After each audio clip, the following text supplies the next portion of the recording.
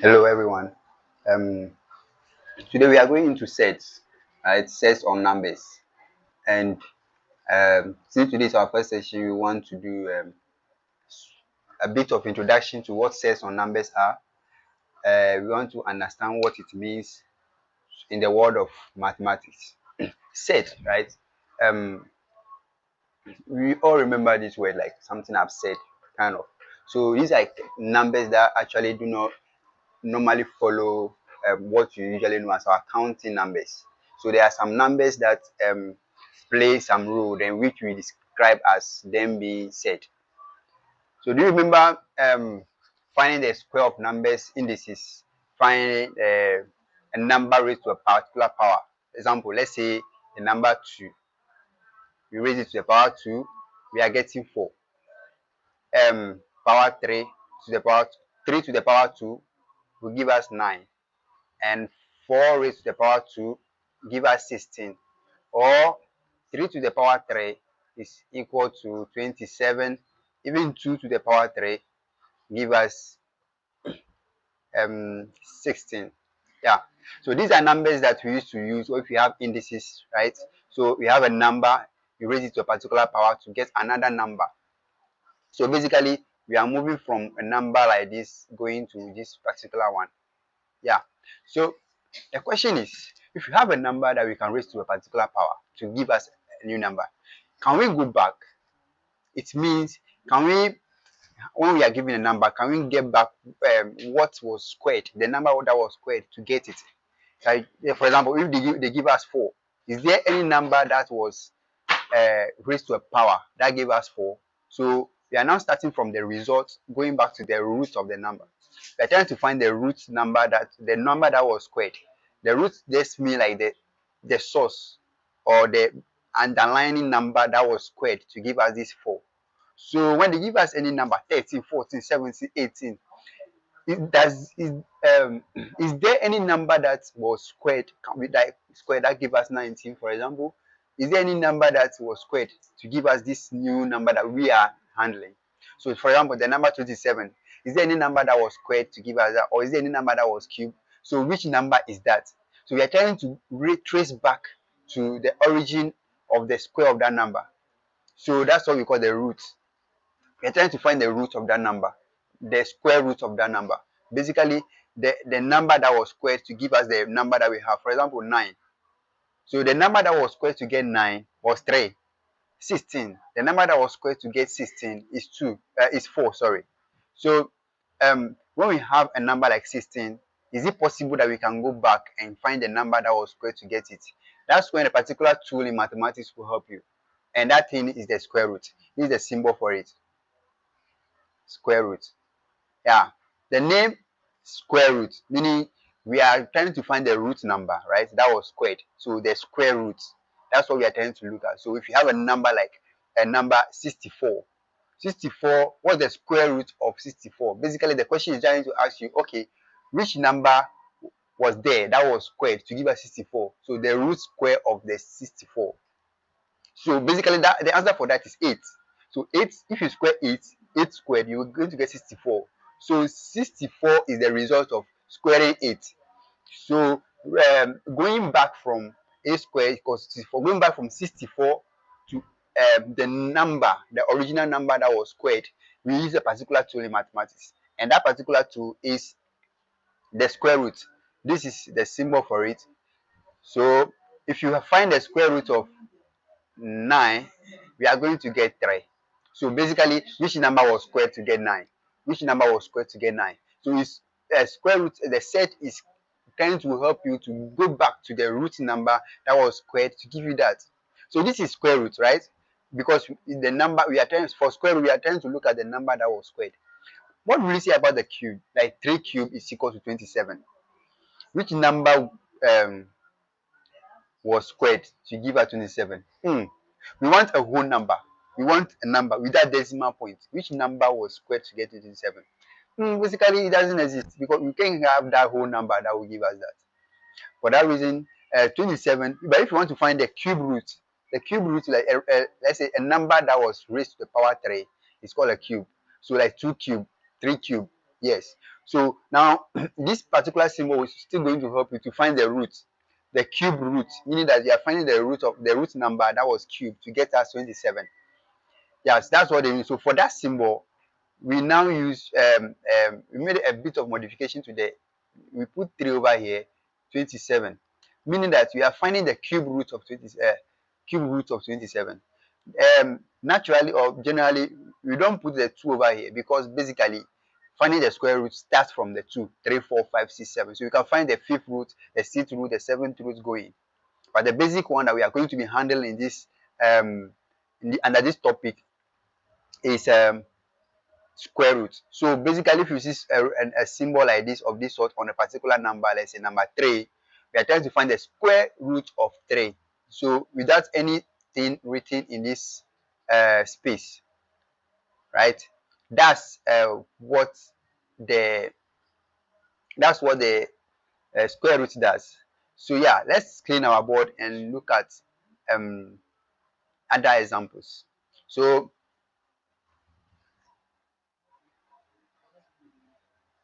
yeah, our board is cleared now.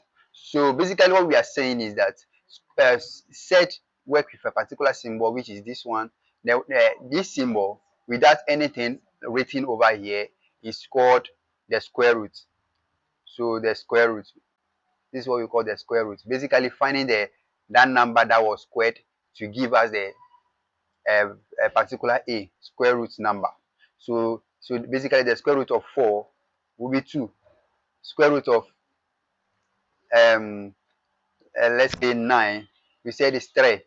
Square root of 64 is 8. But hey, let's look at something. Let's go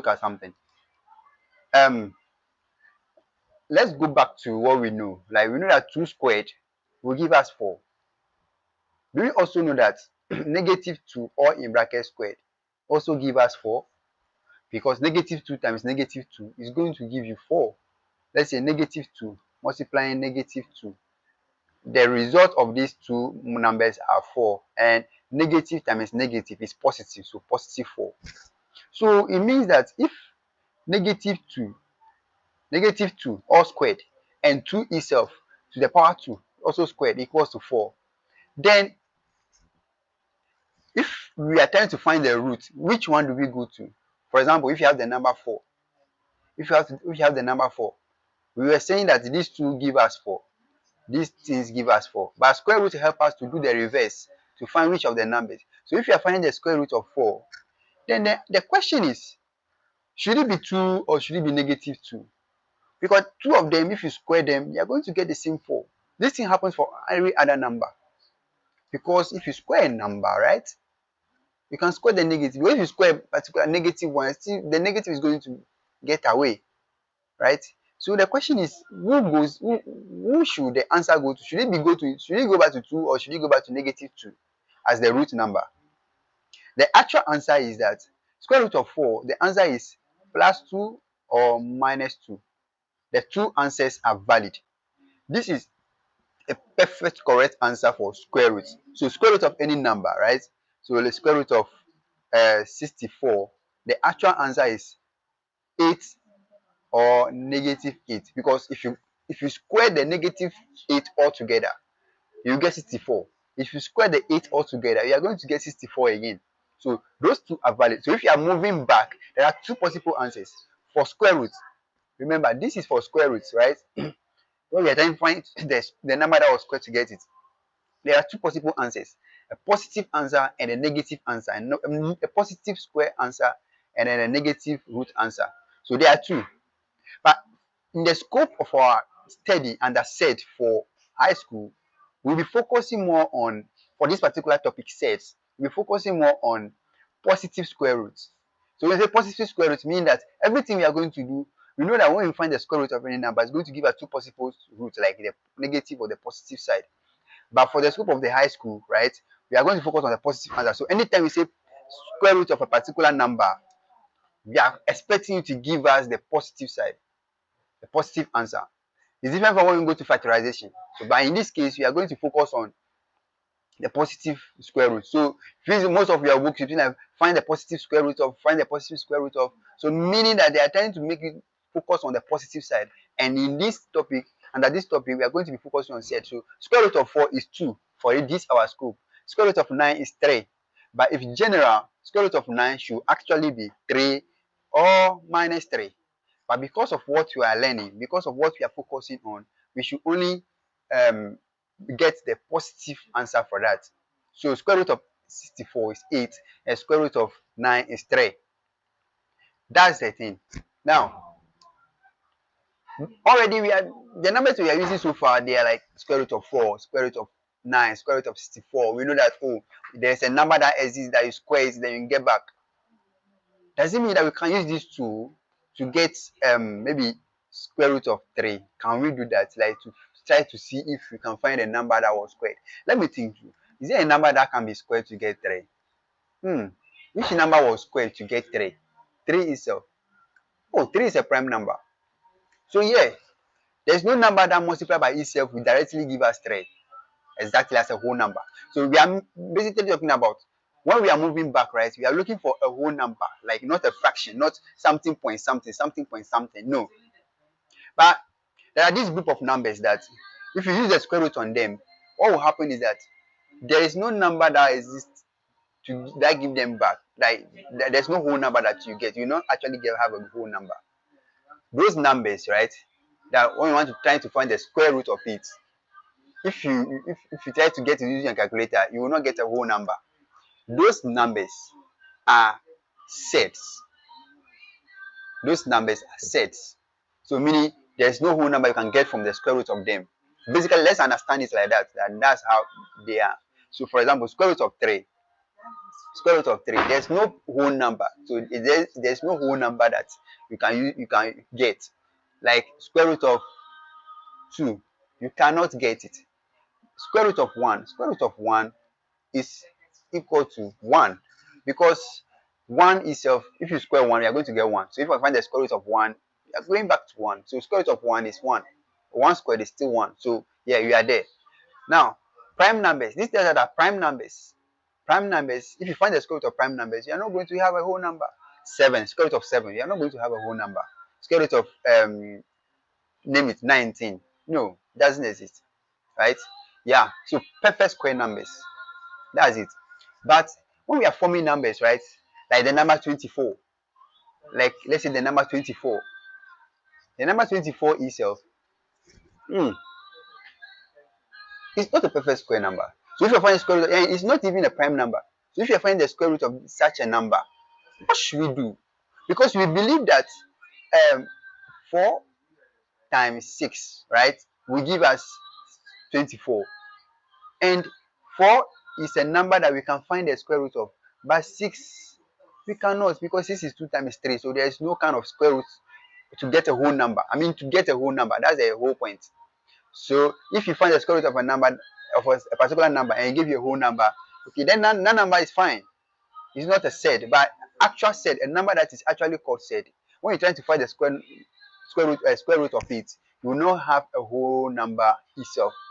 That's basically so. Square root of 24, something like that. That contains maybe a mixture of perfect squares and non-perfect squares and things. How do we find square root of them? Yeah, that's what we'll be doing in our next session, right? So right now, we're trying to understand what square root is so that we don't find ourselves. We have to understand the roots of the concept, what square root is, and how to manipulate our numbers. So going forward, we'll be trying to reduce some numbers, right?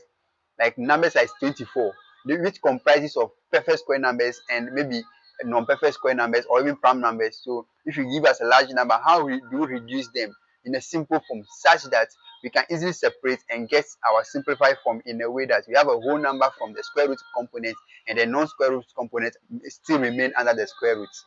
That is what we are going to do next time, and that will be our reduction out of it. So today, basically, to summarize whatever we have learned today, let's clean our board and then talk about what we learned today. So we understood that as square root, from the name square root, we are just trying to find the root number. The root number that was squared. The root number that was squared to give us the number that we are having. So the symbol that we use is this guy. We could have used, this is for square root, and then you can have cubic roots, like where we put a particular number here. So generally, this square root is look in the form n a, where n is the number that we have, whose root we are looking for. Like, is it square? If the square, n is 2. So from 2 going, that's it. But basically for square root, we just use this symbol. But if it is another thing, then we can use cubic root of the number. Yeah, so that's for square root. And then we also see that square root of numbers, right? Naturally, square root of number naturally gives two possible answers. For example, square root of 4 should give us -2 or +2. But for the scope of our study, we'll be focusing on the positive square root numbers. So we are going to focus on the ones that give. So when they say, what is the square root of 4? The answer should be 2, because that's what we are focusing on. But that doesn't mean that that's the actual answer. So in other topics, right, we make use of the 2. But for this particular learning or starting, we are going to be focusing on the positive side of it.